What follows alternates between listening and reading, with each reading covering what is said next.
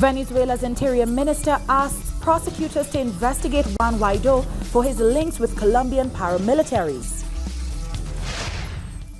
Hurricane-battered Bahamas might face a tropical storm over the weekend. And the family of the late Zimbabwean President Robert Mugabe gives in to the government's request to bury him in the capital.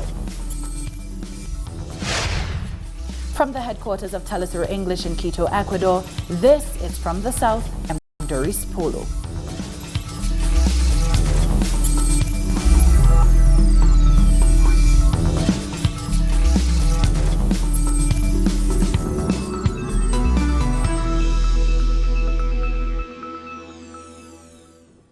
We begin in Venezuela, where the Interior Minister Nestor Ribeiro says he is asking the Public Prosecutor's Office to begin an investigation into the opposition figure Juan Guaido for his alleged links with right-wing paramilitaries in Colombia.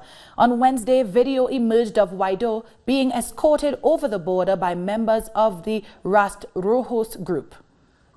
Guaido's crossing into Colombia in February this year was an extraction operation by Colombian narco-paramilitaries.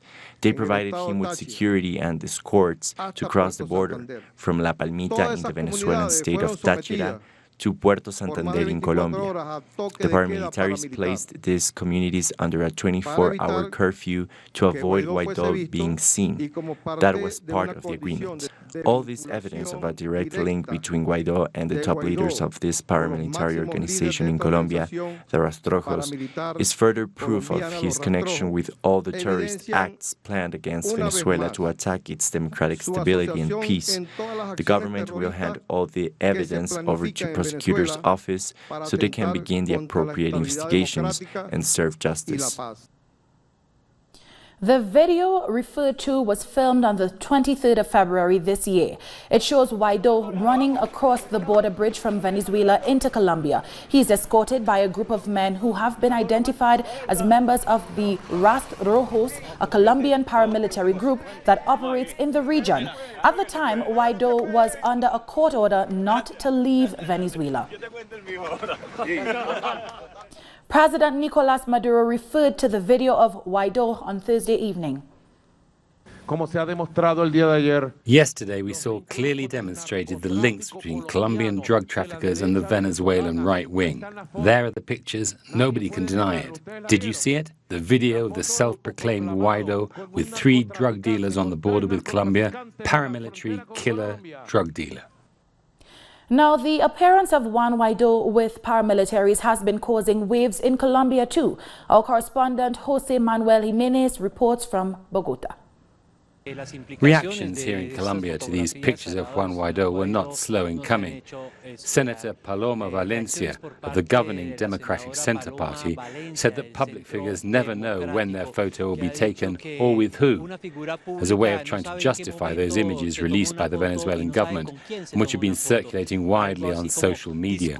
But we've also heard the commander of the Colombian army, General Nicasio Martinez, saying the same thing about public figures not being able to control who they're filmed with. At the time that Guaido made his secret crossing into Colombia on the 23rd of February, many people said that the border in that area was controlled by paramilitaries, by groups like the Ras Rojos.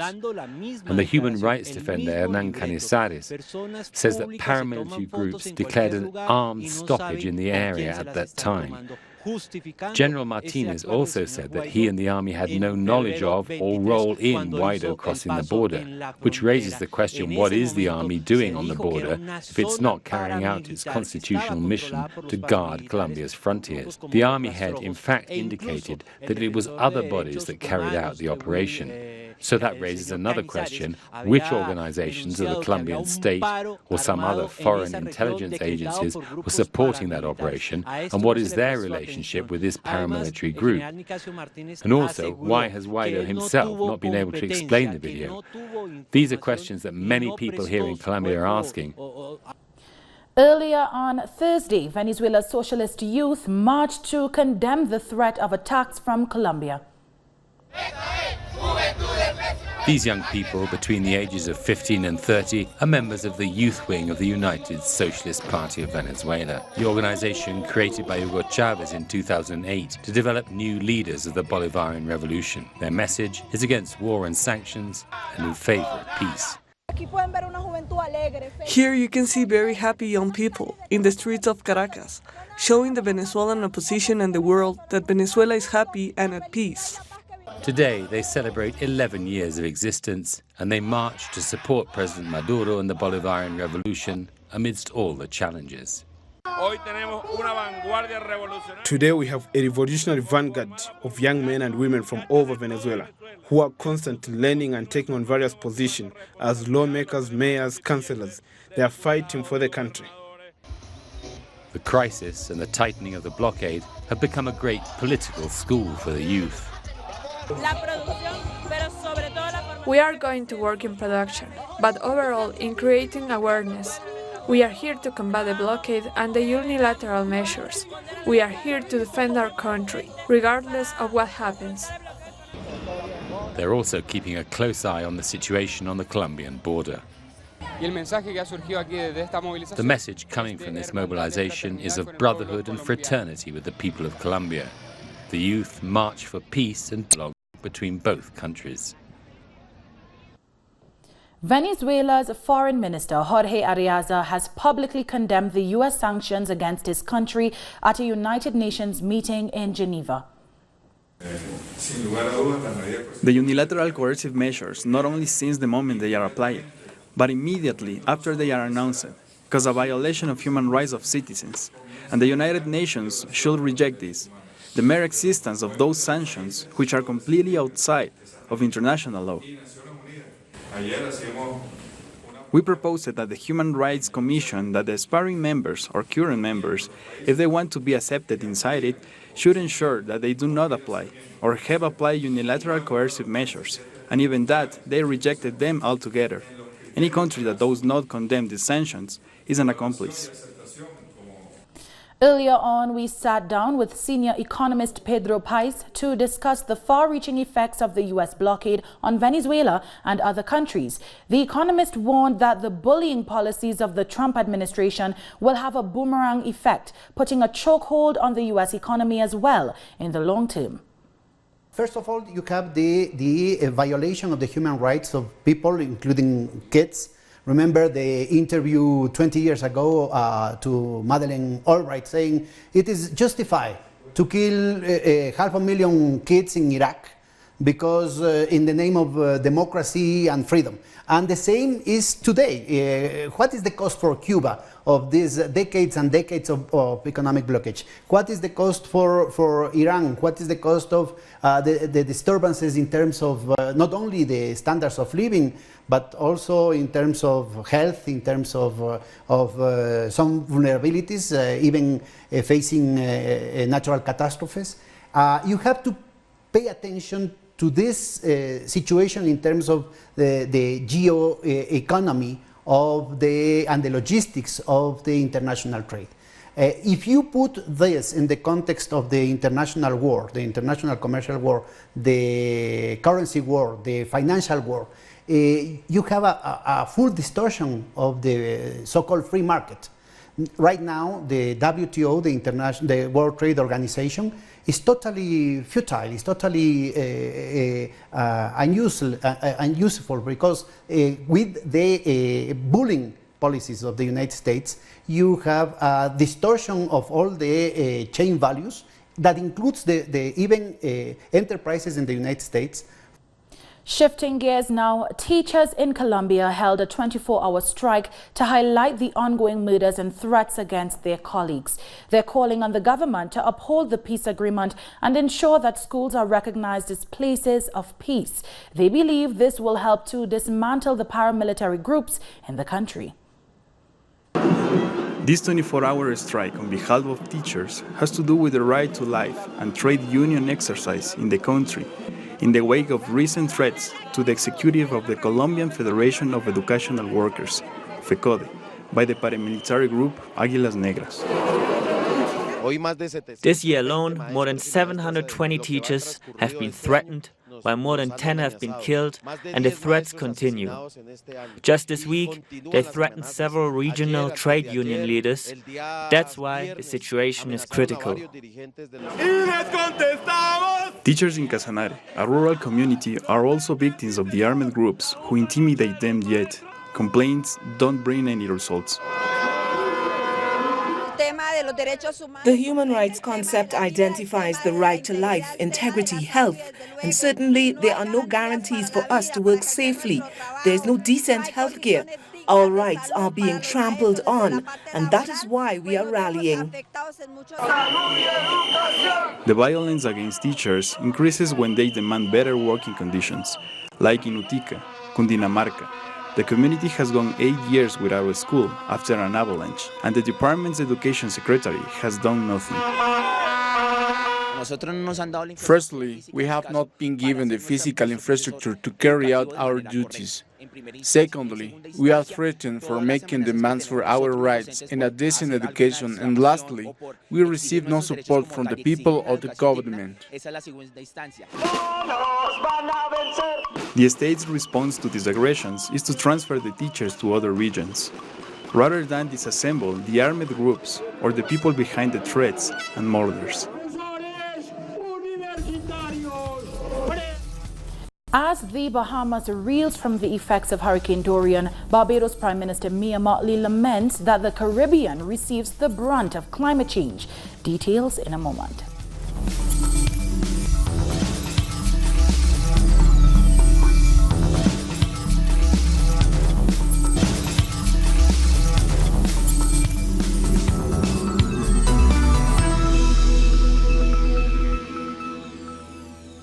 Welcome back. In the Bahamas, tropical storm warnings are in effect for the northwest, as a new storm has already brought rain and strong winds to the hurricane-battered islands. The tropical disturbance, now hovering over central Bahamas, is packing winds of 45 kilometers per hour and is expected to drop 2 to 4 inches of rain through to Sunday. It could also threaten some of the northernmost islands of the Bahamas that were recently devastated by Hurricane Dorian. It's the type of weather those areas do not need, as rescue teams are still searching for hundreds of persons registered as missing. There's an 80% chance that it will turn into a stronger tropical depression or even a tropical storm named Humberto in the next days, and it could become a hurricane when it moves to the southeast coast of the U.S. Now, while there is growing concern over the weather system near the Bahamas, there is a second tropical wave in the Atlantic that forecasters are keeping an eye on. This is the same feature that emerged off the northwest African coast earlier this week.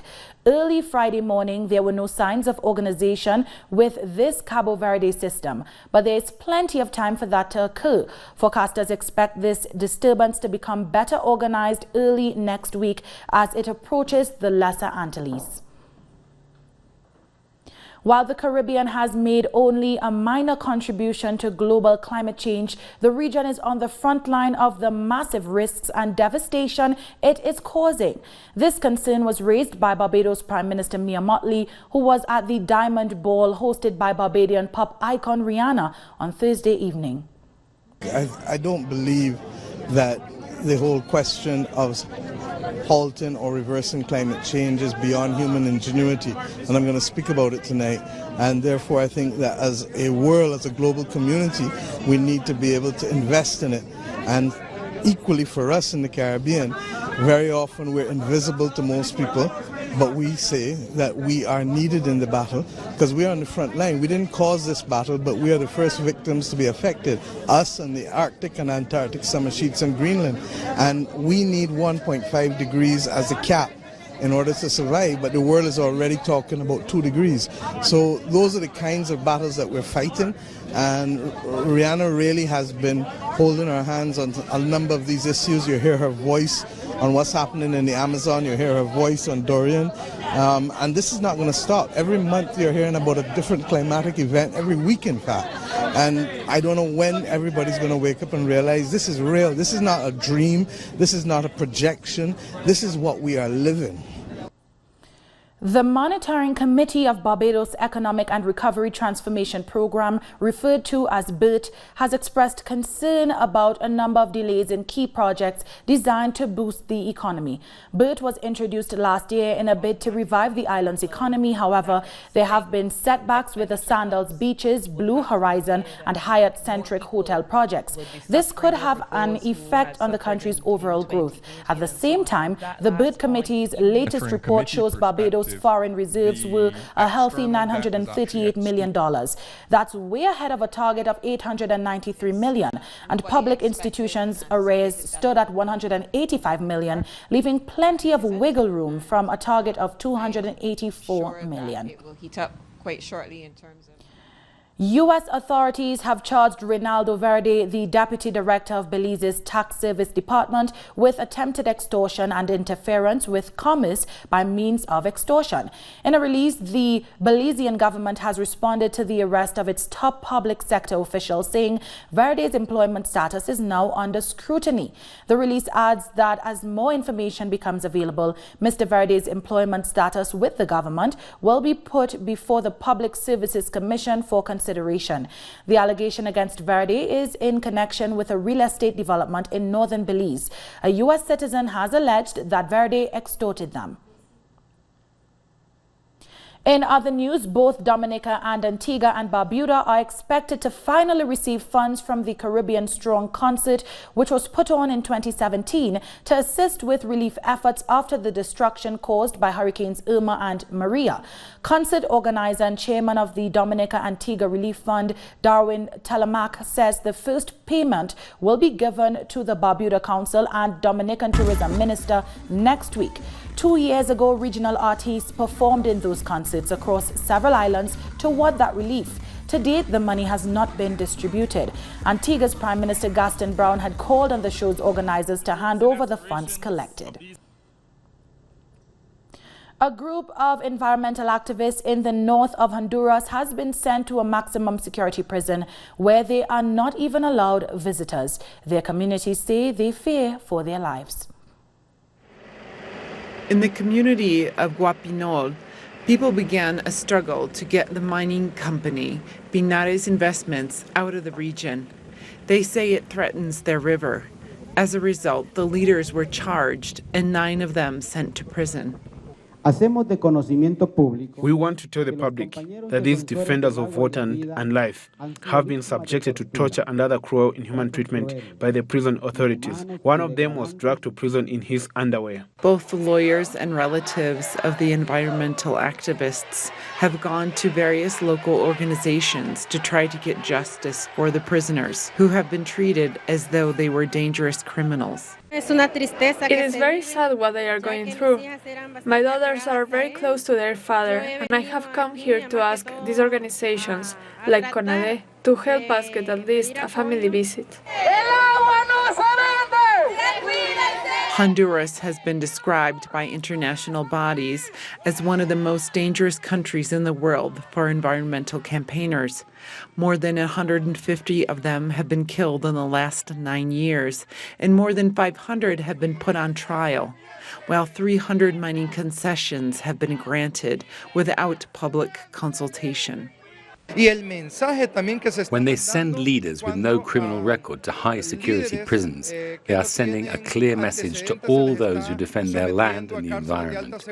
In the face of powerful mining interests, the Honduran courts give way and punish those in the communities who resist, while in other cases, like the murder of the environmental leader Berta Cáceres, the law moves slowly and reaches no conclusion. Sí se le aplica el sistema de justicia. Justice is served on the people, but not on those who control the justice system. I am talking about this group that has raided the country, which controls it, and which has turned it into a dictatorship. On top of these 9 prisoners from Guapinol, 4 environmental defenders have been killed in recent months in the Garifuna community of Cuyamel, also in the north of the country.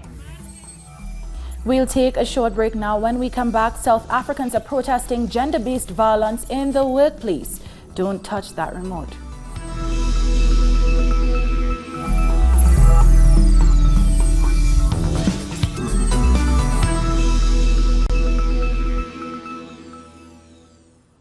Welcome back. The family of late Zimbabwean President Robert Mugabe has confirmed that he will be buried in the National Heroes Acre Monument in Harare. Mugabe's nephews said that the family gave in to the government's request and the funeral will be held on Sunday. And Sunday, like I've said, we'll then go to the Heroes Acre, we'll do the normal function, we'll take away the body and we'll bury the body later on once the works that are supposed to be happening at Heroes Acre as requested by the family and the traditional leaders have been completed. In South Africa, hundreds of protesters have marched outside the Johannesburg Stock Exchange, calling on companies to do more to stop gender-based violence in the workplace. Activists also presented a document called the Santon Shutdown Statement, in which they demanded that companies, especially in the private sector, amend their sexual harassment policies and contribute at least 2% of their annual earning to tackle violence against women and children. According to the World Health Organization, about 3,000 women in South Africa were murdered in 2018. Most incidences of gender-based violence that happen in the workplace come from the private sector, and it remains silent because they don't do anything about it. They don't have the necessary policies within their environment in order to deal with those things. So we want them to do better and not be silent. Like, wearing black and having a moment of silence is not enough for you to do. Like, you need to do more. You've got the money. We know you have the money. So do what you need to do in order to help us fight gender-based violence in this country. Our correspondent Matuba Malachi has the details from the protest in Johannesburg. Hundreds of women here in South Africa have gathered in the continent's richest square mile here in Sandton. This is the economic hub of the country where they are protesting against gender-based violence. In recent days, we've seen gruesome cases of gender-based violence where most women would be killed by their intimate partners or would be in danger in the most public spaces, and today they are here to tell the world that enough is enough, which is the hashtag they've been using to say enough is enough, enough killing of women and children, because they are the most vulnerable in the violent society that is South Africa. Yet just yesterday we saw crime stats being released, and they confirm what these women are doing here, which is the high rate of violent crime that is perpetrated mostly against women and children. And now they're here at the stock exchange handing over a memorandum of their demands from the capitalist country that South Africa is to enforce somehow laws or use their influence to influence policy that will protect the most vulnerable people in society, which are women and children. And that is what's happening on this Friday afternoon in South Africa, Johannesburg in Sandton. It's back to you, studio. That was Matuba Malachi with that report. With only 2 days to go before millions of people in Tunisia head to the polls to choose a new president, the country's electoral body has declared itself ready to hold the polls. More than 7 million voters are expected to take part in the elections on Sunday, September 15th. 26 candidates, including the Prime Minister Youssef Chahed, are vying for the top job. The election is the second since the fall of longtime leader Ben Ali in the uprising of 2011. Firefighters in Indonesia continue battling forest fires across several of its islands. Indonesia has sent thousands of security personnel to help contain the flames, while the government has closed plantations operated by at least 30 companies to save them from the blaze. Yet the state has brought criminal charges against 4 of those companies in relation to the fires. The fires also caused delays at the 2 main Indonesian airports, Sin Riau and Central Kalimantan provinces. Due to the massive haze caused by the smoke, visibility was only up to 600 meters. In other news, a boat capsized during a religious ceremony in central India, killing 12 people. The National Disaster Response Force said they are searching for 1 more person. The boats, carrying 20 to 25 people, tipped over in Bhopal just as they were about to immerse an idol of the Hindu elephant god Ganesh. This week marks the end of the Ganesh Chaturthi festival, also known as Vinayaka Chaturthi, when colorfully decorated idols of Ganesh are immersed in water. Bizarre scientific discoveries were celebrated at the annual IG Nobel Prize ceremony in the United States on Thursday. The winners gathered in Cambridge to accept their prizes. The event, a whimsical counterpart to Nobel Prizes, is meant to entertain and encourage global research and innovation. This year's winners included an Italian scientist who discovered health benefits in Italian-made pizza and researchers who study the dirtiest currency notes best at transmitting dangerous bacteria. That brings us to the end of this news brief. You can find these and many other stories on our website at telesurenglish.net. And join us on social media, Facebook, Twitter and Instagram. For Telesur English, I'm Doris Polo. Thank you for watching.